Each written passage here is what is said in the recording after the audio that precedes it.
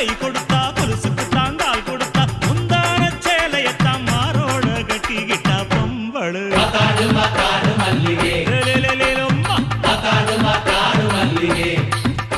ஐ பொருத்தனத்தான் கழட்டி விட்டா ஒருத்தனத்தான் கட்டி விட்டா ஒருத்தனத்தான் கையோட வச்சுக்கிட்டா பொம்பளை யாரது